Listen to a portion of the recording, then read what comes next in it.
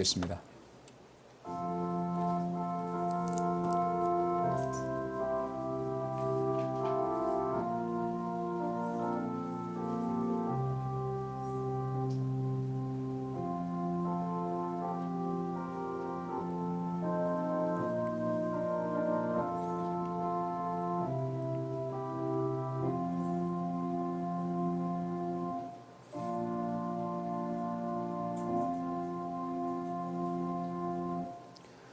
그러므로 그리스도 안에 무슨 권면이나 사랑에 무슨 위로나 성령의 무슨 교제나 긍휼이나 자비가 있거든 마음을 같이하여 같은 사랑을 가지고 뜻을 합하며 한 마음을 품어 아무 일이든지 다툼이나 허영으로 하지 말고 오직 겸손한 마음으로 각각 자기보다 남을 낮게 여기고 각각 자기 일을 돌아볼 뿐더러 또한 각각 다른 사람들의 일을 돌아보아 나의 기쁨을 충만하게 하라.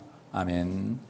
좋으신 아버지 하나님, 한 주일 동안도 저를 지켜주시고 오늘 이렇게 좋은 날, 복된 날 저에게 허락하심을 감사합니다.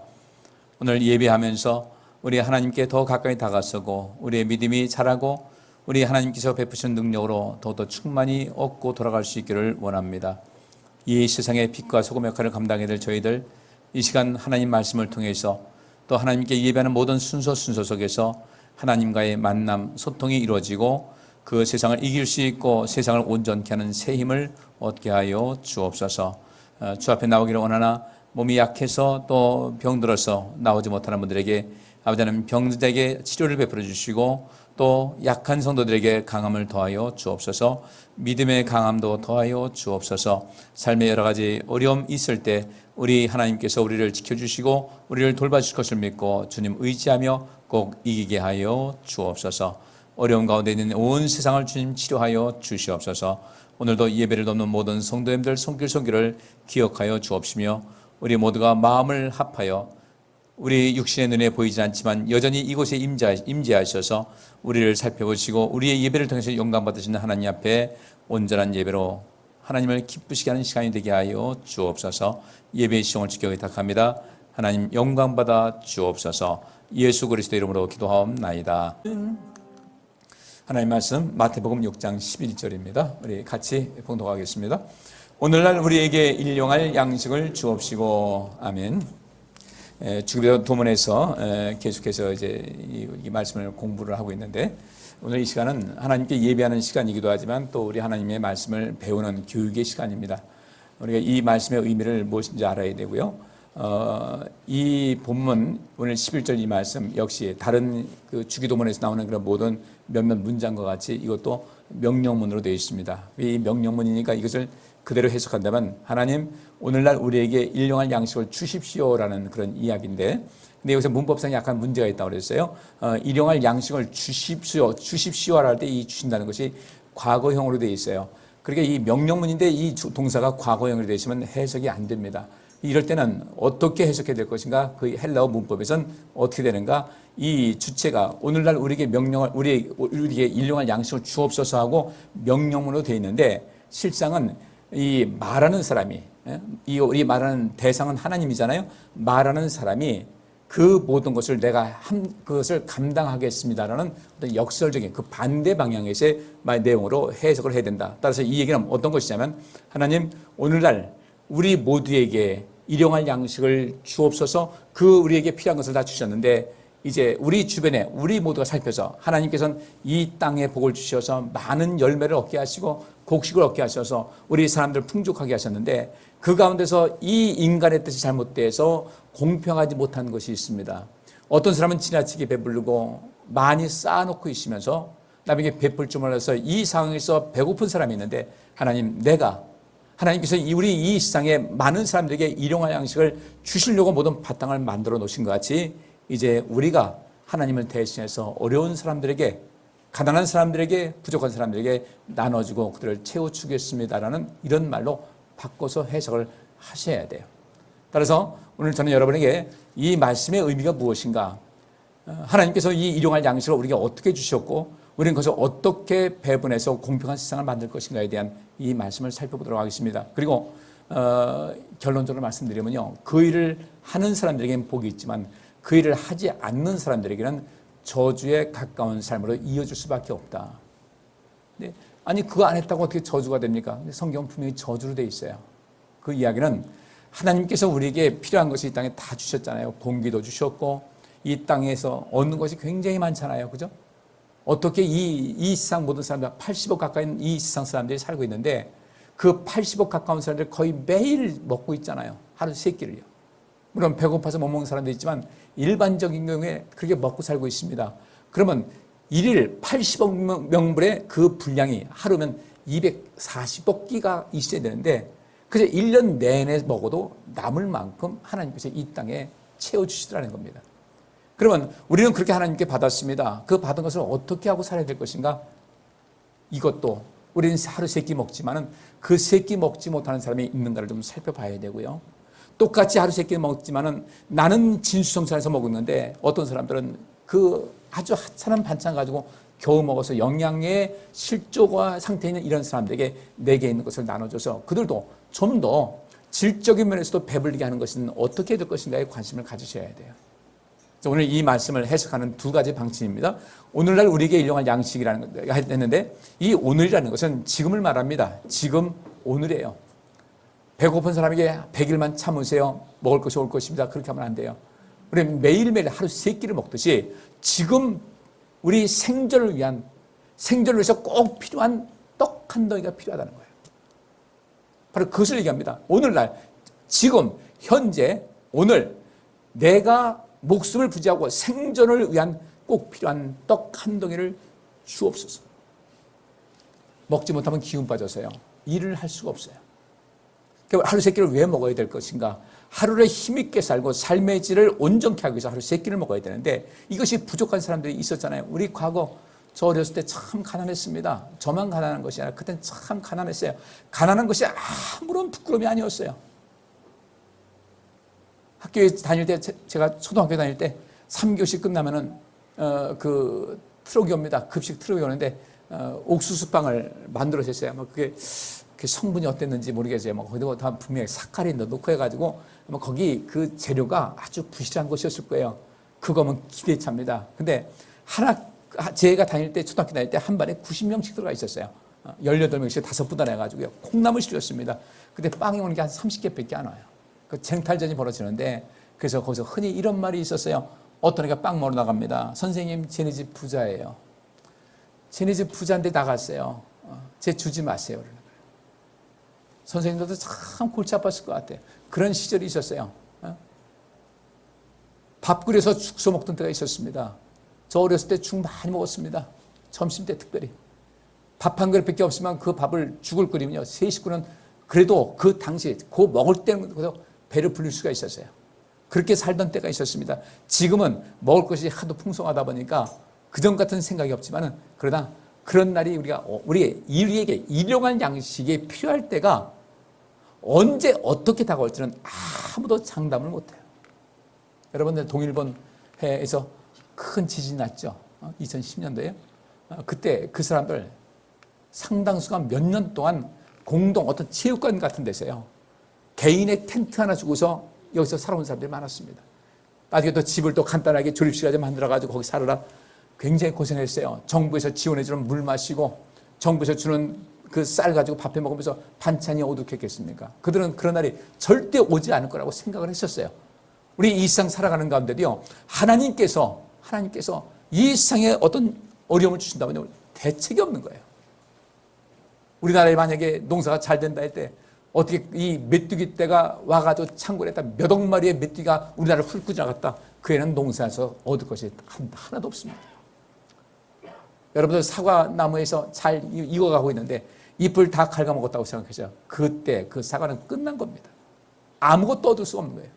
지금도 이 메뚜기 떼의 공수 때문에 이 아랍권, 이 중동 쪽하고 이 아프리카 쪽이 보통 골머리를 앓고 있는 것이 아니에요. 기후변화 때문에요. 그 메뚜기는 조그맣지 않습니다. 이 손가락 굵기만 해 이런 것이요. 그것이 한번 뜨기 시작하면요. 완전히 밤같이 깜깜해집니다. 성경에도 그 메뚜기 재앙이 있었어요. 우리는 매일매일 하나님의 은혜 가운데 살고 있는 것을 알아야 되고요. 우리가 하나님의 은혜 가운데 살고 있고 하나님 때문에 내가 살고 있다면 혹시라도 인생을 살아면서 삶이 곤고해서 여러 가지로 부족한 사람들에게 우리의 좀 남는 잉여되고 있는 내가 좀 줄 수 있는 것을 좀 나눠주고 살 수 있어야 되는데 이것이 안 되는 거예요. 여러분들, 우리가 이 말씀을 왜 배워야 되는지 아십니까? 오늘날 우리에게 일용할 양식을 주옵시고, 우리에게, 나에게가 아닙니다. 근데 우리 대개는 나라고 생각을 해요. 내가 배고프고 내가 먹을 것이 있다 보니까 이런 기도는 별로 관심 갖지 않습니다. 여기서는 오늘날, 바로 지금, 오늘 우리 모두가 함께 생존을 위해서 양식이 필요한데 혹시라도 이 양식이 부족해서 굶는 사람이 있지 않는가? 돈이 없어서 생활의 음식 같은 것이 아주 부실해가지고 영양실조에 빠진 사람이 있는 것은 아닌가를 좀 돌아보자는 거예요. 그리고 일용할 양식입니다.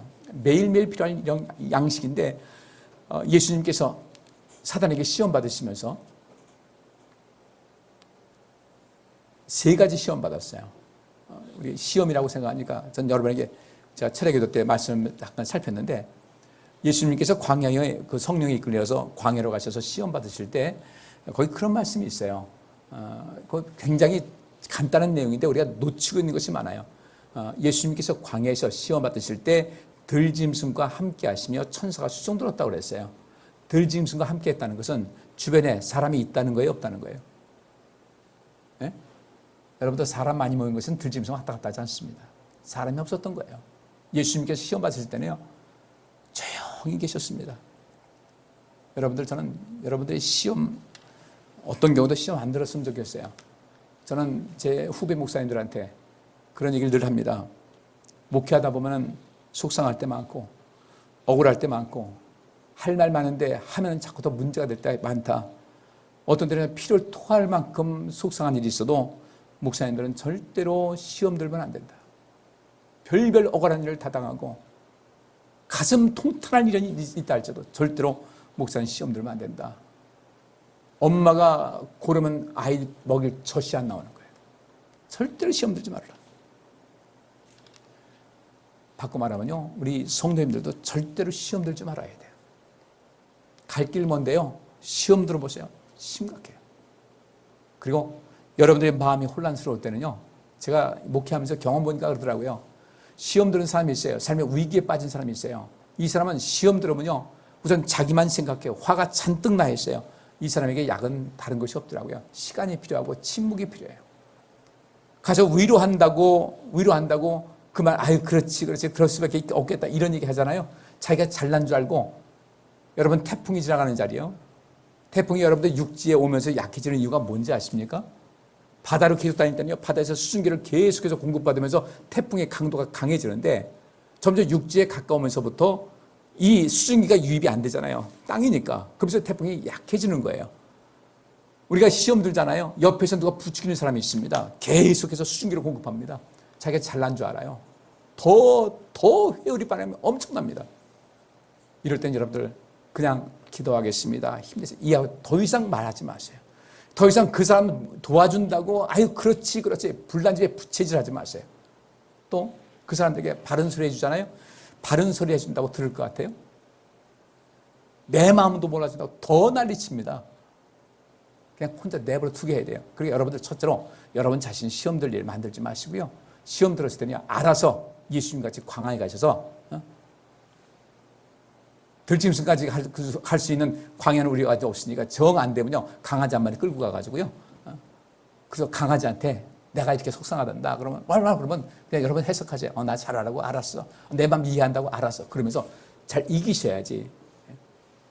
제가 어느 목사님 만났는데 그 얘기를 하더라고요. 교회에 별거 다니는데 교인들까지 싸움이 나가지고 난리인데 가서 말리느라고 이렇게 하시면 안 되잖아요. 하나님 뜻이 이것이 아니잖아요. 하나님 말씀을 갖고 가서 얘기를 하는데요, 자기는 그거 처음 봤대요.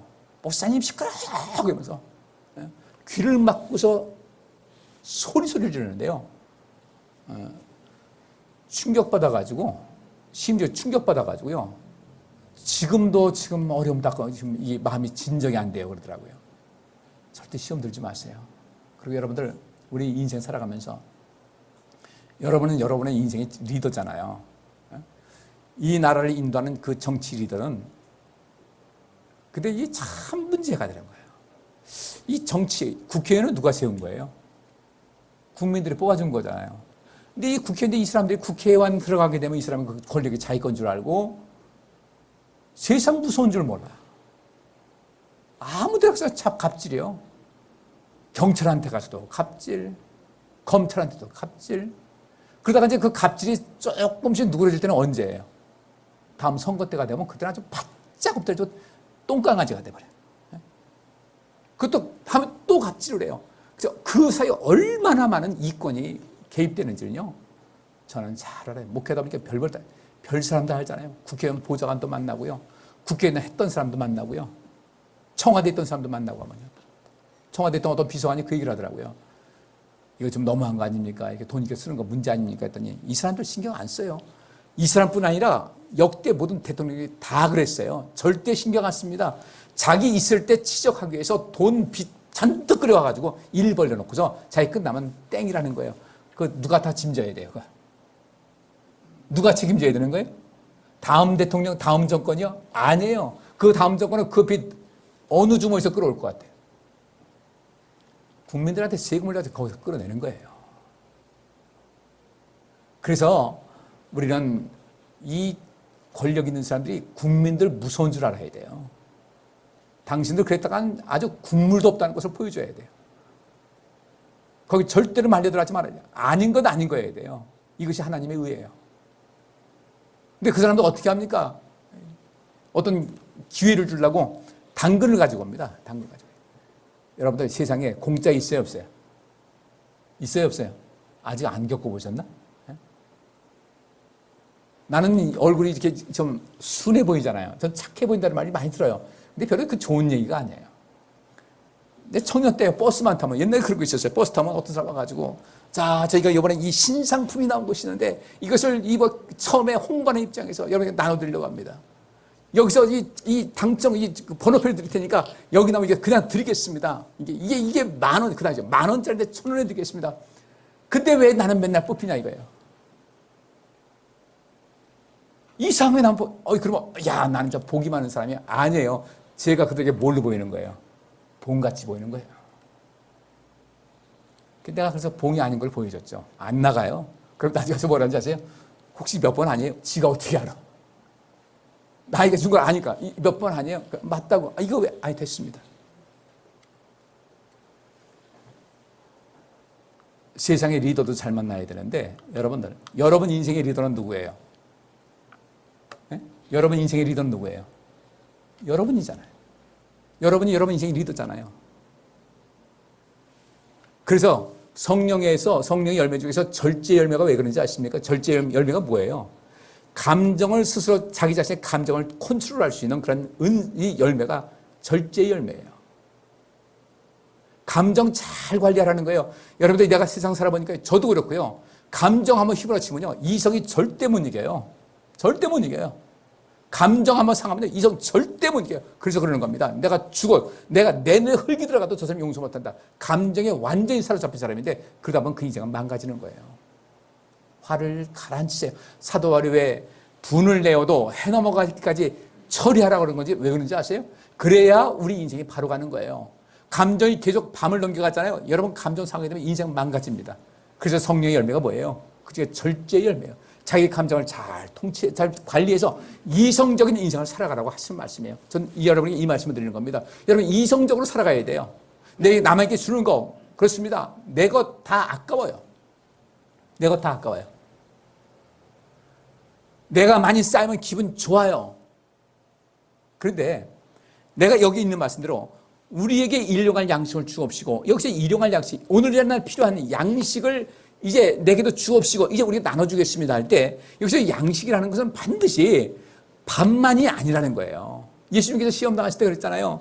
이 돌들로 떡을 만들어서 먹으라 하니까 예수님께서 하신 말씀이 뭐였어요? 사람이 떡으로만 살 것이 아니라 하나님의 입에서 나오는 말씀으로 살 것이라고 그랬어요.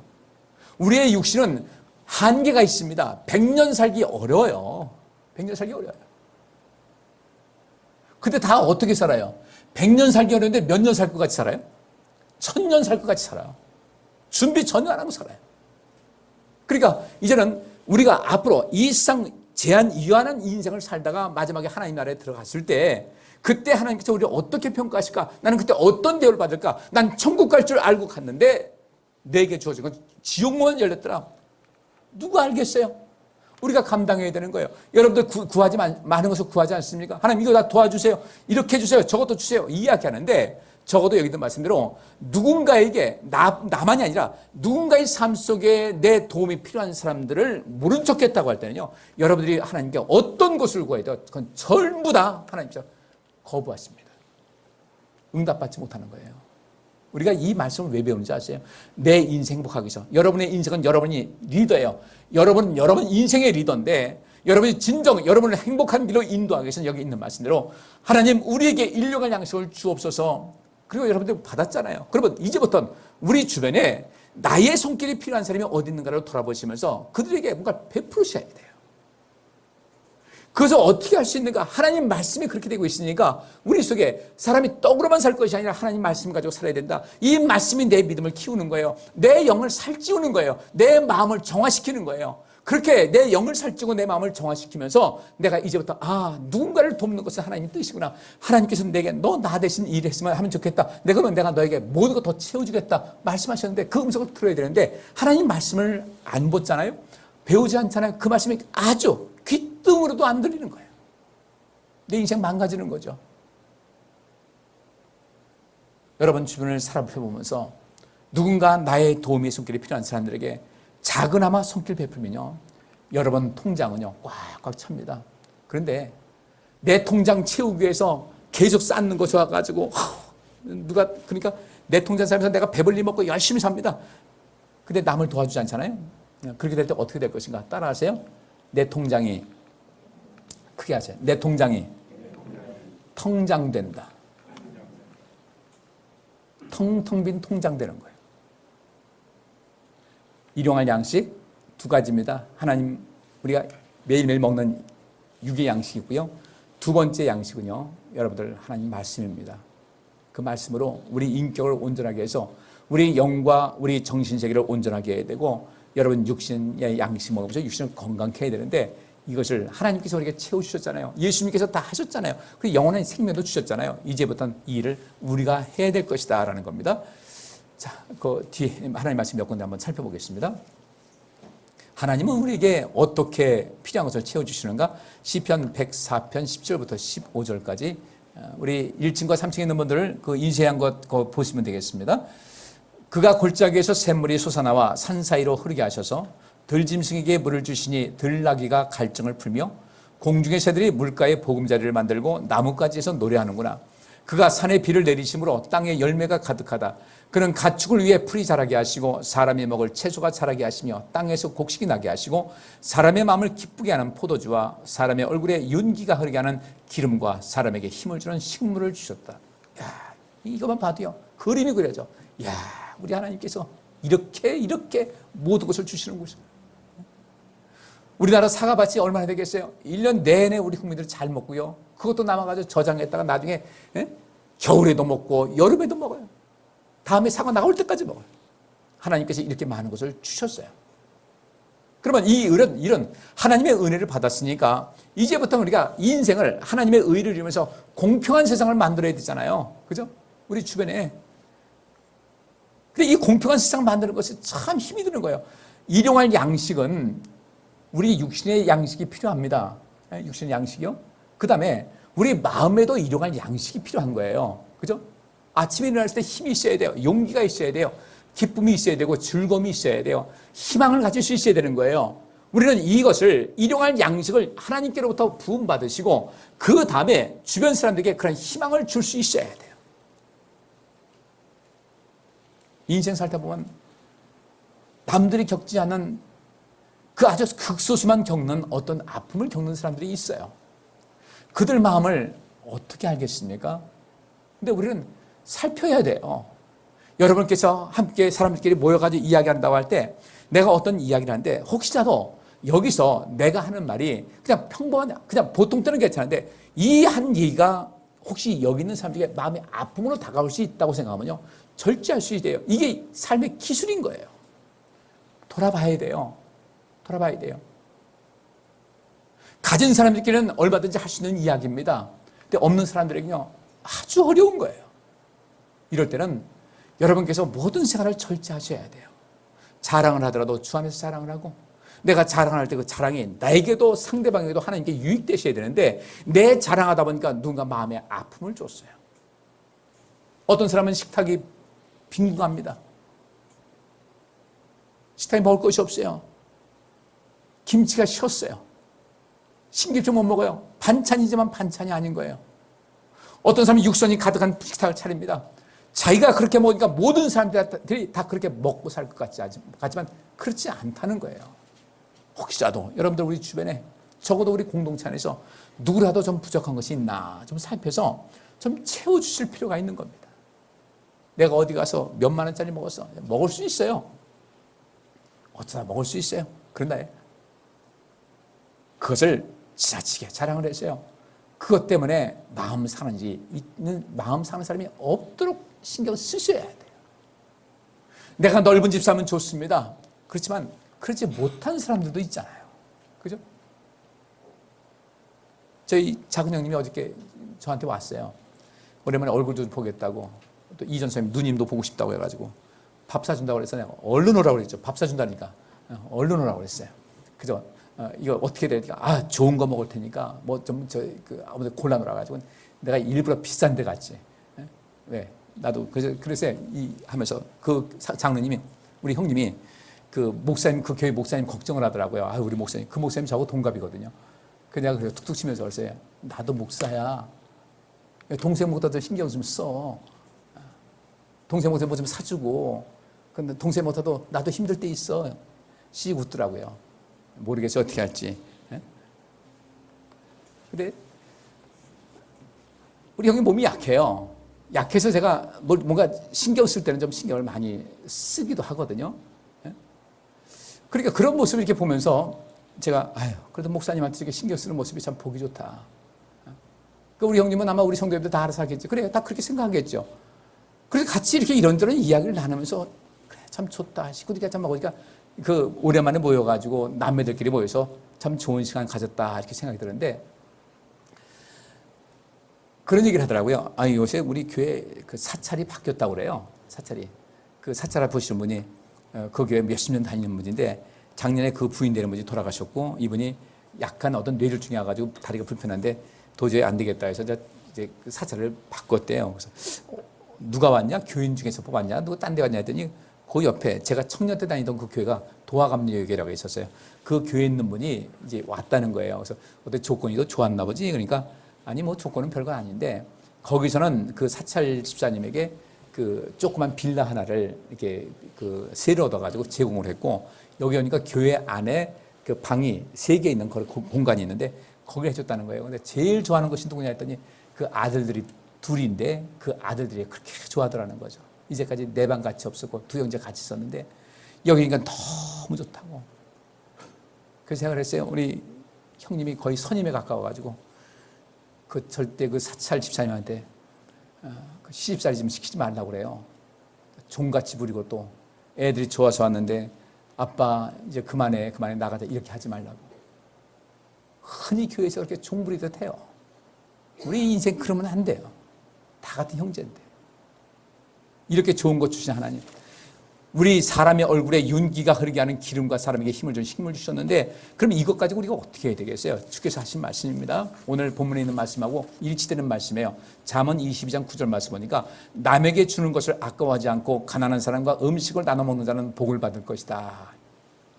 남에게 주는 것을 아까워하지 않고, 그렇다고 해서 대책 없이 빚내가지고 줄 필요는 없어요. 어떤 분은 그러더라고요. 내 남편 때문에 죽겠대. 왜 그러냐 했더니 어디 모임 가면 지가 갑부인 양 지가 다 계산해 속이 후련하다는 거예요.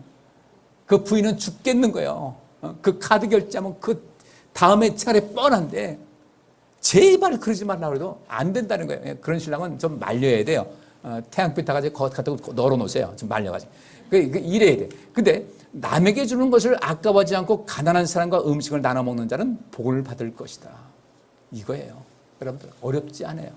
이것이 오늘날 우리에게 일용할 양식을 주옵시고라는 그 기도의 내용에 포함되는 것이고요. 말씀드렸죠. 여러분은 여러분의 삶의 리더예요.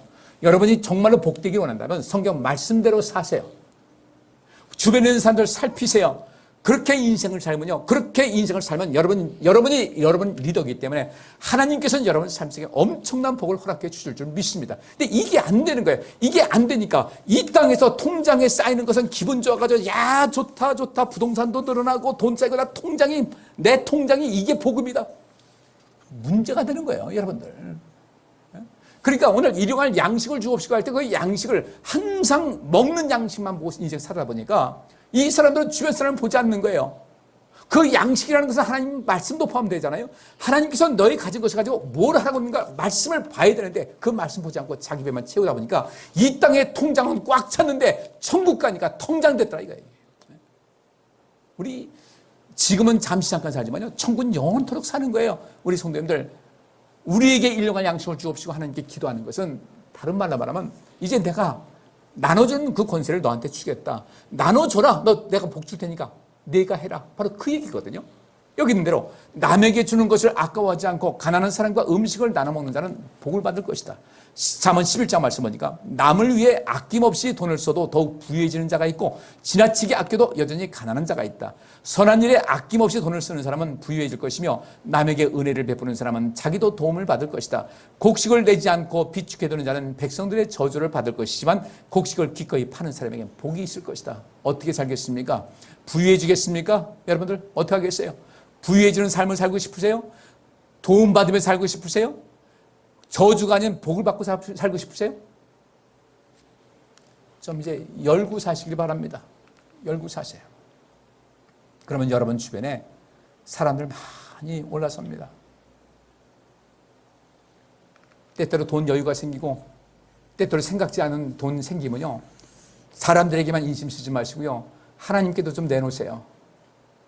이거 교회에 필요한 데서는 쓰시기 바랍니다. 그래서 내놓으세요. 드리세요. 왜 안 하세요? 그 복 있는 거를. 진짜 여러분이 가지고 있는 통장이 천국 가서도 통장되지 않고 진짜 통장 되려면요, 그거 잘 하셔야 돼요. 제가 이 설교했더니 아침에 우리 오양인 권사님이 예배 마치고 하면서 그러더라고요. 목사님 다음 주 제가 떡이요 그러고 갔어요. 떡이요 그래서 알았어요 그랬어요. 좀 나누시라는 거예요. 쌓아놓지 말고 주를 위해서 꼭 11조만 드려야 돼요. 할 수 있잖아요.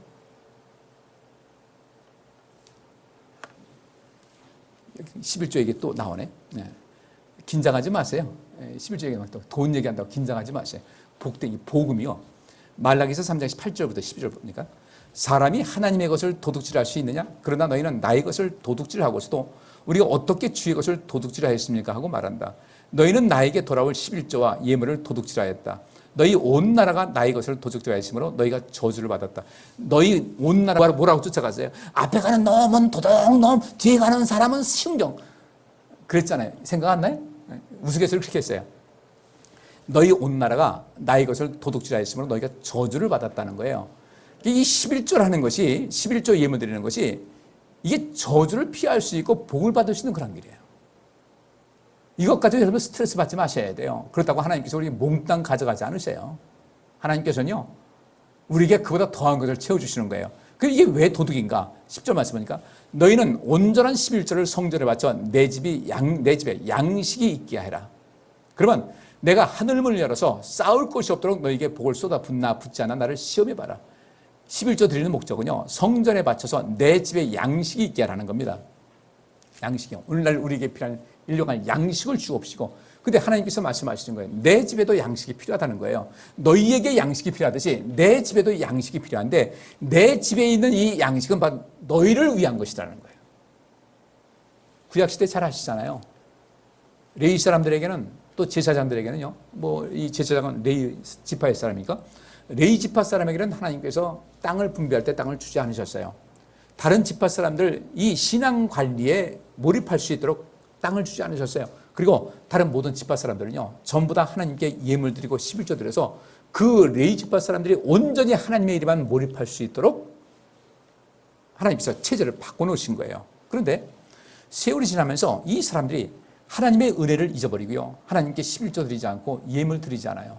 그러니까 이 제사장들과 레위 사람들이 생활 방편이 막막한 거예요. 먹고 살 수 있는 길이 없는 거예요. 일용할 양식이 없어요. 그러니까 그들은 어떻게 하겠습니까? 어쩔 수 없이 성전에서 일하던 것을 내두고 자기 개인적인 직업을 찾아나기 시작합니다. 성전이 비기 시작하는 거예요. 하나님께 제자드리는 모든 것이 전부 다 점점 약화되기 시작합니다. 결국 하나님과의 관계가 깨지기 시작하는 거예요. 하나님께서 그것 때문에 그러시는 거예요. 나와의 그런 모든 관계 유지하는 거 필요하지 않냐? 우리 새생명교회가 있습니다. 외형적으로 보이는 것도 있지만 우리 교회, 여러분들, 우리 어떤 조직이고 돈이 필요하지 않은 데가 어디 있어요? 우리 이 새생명교회도요, 바로 이 성전도 양식이 필요한 거예요. 여러분께서 그것을 공급하셔서 우리가 이렇게 크지는 않지만 번듯하는 것에서 하나님께 예배를 드리고, 내 집이니까 내 집까지 당당하게 들락거리고요, 아무도 간섭을 하지 않아요. 여기 와서 간섭받지 않아요. 이 건물 주인한테 통제 하나도 안 받아요. 여러분의 것이에요. 우리 모두의 것이에요. 이 교회가 더욱더 힘있게 발전하기 위해서, 우리가 뭔가 더 큰 일을 하기 위해서 우리 교회도 양식이 필요하다는 겁니다. 양식이 부족하면요, 부족한 것만큼밖에 살아갈 수밖에 없어요. 큰 일을 하기 위해서 어떻게 될까? 그래서 우리 교회도 양식이 좀 많으면 좋겠어요. 그래서 우리 모두가 정말 우리 함께 십시일반해서 주님께 드린 모든 것을 온전하게 해서 이 교회의 양식이 풍부해서 세상을 향해서도 큰일하고 우리 모든 이 상황에서도 모든 것을 온전케 하는 이것이 계속해서 이어갔으면 좋겠어요. 그러면 하나님께서 그렇게 하나님의 성전에 바쳐서 하나님의 이 교회가 더욱더 왕성하게 하고 이 생명색에 힘을 다할 수 있는 그런 것에 여러분께서 동참을 하실 때 하나님께서 그것을 복되게 여기시고 하늘문을 열어서 쌓을 곳이 없도록 쌓아주신다는 겁니다. 그 다음에 여기 농경사회니까 내가 너희 농산물을 황충이 먹지 못하게 하고 너희 밭에 포도가 익기 전에 떨어지는 법이 없게 하겠다. 그리고 너희 땅이 살기에 좋은 곳이 되어서 모든 나라가 너희를 복받은 자리라고 부를 것이다 라고 했어요. 하나님께 예물 드리고 11조 드리라는 것을 왜 부담스럽게 생각하세요? 하나님께서 주시는 그 복을 왜 생각을 못하세요? 여러분 인생의 통장, 눈에 보이지 않는 그 통장 있잖아요. 그걸 좀 제대로 꽉 채우라 이겁니다. 이런 말씀도 있습니다. 누가복음 12장 있는 말씀에, 그러고서 예수님은 그들에게 이런 비유를 말씀하셨다. 비옥한 농토를 가진 어떤 부자가 풍성한 수확을 하자 속으로 내가 곡식을 쌓아둘 곳이 없으니 어떻게 할까? 옳지, 이렇게 하면 되겠구나. 내 곳간을 헐고 더 크게 지어 거기에 내 모든 곡식과 물건을 쌓아두겠다 하였고, 또 그의 영혼에게 내 영혼아 여러 해 쓸 물건이 많이 쌓여있다. 이제 편히 쉬면서 먹고 마시고 즐겨라 했다. 그러나 하나님은 그에게 이렇게 말씀하셨다. 어리석은 사람아, 오늘 밤에 내 영혼을 도로 찾아가면 내가 지금까지 쌓아둔 것이 네 것이 되겠느냐? 네 것 되겠어요? 텅장되는 거죠. 자기를 위해서는 재산을 쌓으면서도 하나님께 대해 부여하지 못한 사람은 바로 이와 같은 사람들이다. 하나님께 부여한 성도님들 되시길 바랍니다. 자기가 갖고 있는 창고요, 그것도 굉장히 큰 것이었어요. 그거 꽉 차도 넉넉하게 사는 사람인데 어느 해에 보니까 비옥한 농토였어요. 풍성한 수확을 했어요. 남았어요. 쌓고 남았어요. 그러면 남한테 주면 되잖아요. 그 창고를 헐어요. 있던 창고 헐고 곡식을 쌓아둘 것이 어떻게 할까? 이렇게 하면 되겠구나. 내 곳간을 헐고 더 크게 지어 거기에 내 모든 곡식과 물건을 쌓아두겠다. 수지에 어느 큰 교회가 있어요. 수지에 큰 교회 있어요. 제가 철회교회 때는 성도님에게 말씀드려요. 여기서 내가 말씀 안 드리려고. 굉장히 큰 교회가 있어요. 모 교단 총회장이에요. 그 목사님이. 근데 그 교회, 제가 지난주 목요일 날 수지의 어느 교회 장로 피텍트 친구들 교육 좀 시켜달라고 그래가지고 거기 갔다 왔습니다. 아침 10시부터 저녁 6시까지 강행군을 했어요. 점심도 제가 그냥 도시락 먹자. 왔다 갔다 하면서 뭐 저 강사 대접한다고 그렇게 할 것 없이 도시락 먹자. 뭐 배우는 게 제 목적이니까. 그래서 점심을 먹고 이제 간단하게 도시락 먹고 그 담임 목사님과 이야기를 하는데 그 얘기를 하더라고요. 그 교회 그런 소문이 들리더라는 거예요. 목사님 신방을 하게 되면 대박이 나는데, 대박 난대요. 근데 헌금을 내야 돼. 1,000만 원을 드려야 된다네. 아, 나 그런 목사 좀 돼봤으면 좋겠어. 헌금하려면 1,000만 원이 생겨. 에이, 그럴 리가 있겠어요. 그렇게 생각했는데 어느 날 미장원에 갔대요. 그랬더니 이 목사님이 이제 여자 목사님인데 십자가 이거 목걸이 갖고 있으니까 아유 교회 다니시잖아요. 하면서 아유 제가 여기 그 교회 다니는데 아유 목사님한테 좀 신방 받고 싶은데 돈이 마련이 안 돼요. 그래서 아니 신방하는데 왜 돈이 들어가요? 그랬더니 아니에요, 돈 해야 돼요. 전도사님 다 그렇게 말하고 있어요. 근데 이야기를 들어보니까 신방 하잖아요. 근데 그건 일반 가정이에요. 미장원이잖아요. 조그만 가게잖아요. 나 정말 부끄러워서요. 우리 교회 절대 그러면 안 돼요. 한국 교회 그런 게 되면 안 돼요.